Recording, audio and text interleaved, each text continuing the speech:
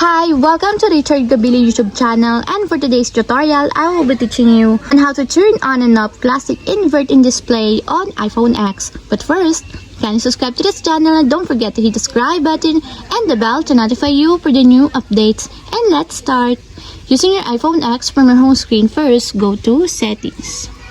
Then in the Settings, scroll down and find the Accessibility and then tap.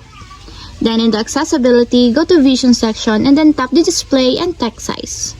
Then in this part in the Display and Text Size, find the Classic Invert, and as you will see, there's a switch button located on the side of it. Then all you have to do is just tap it to enable until it becomes purple. When the Classic Invert is enabled, it reverses the colors of the display.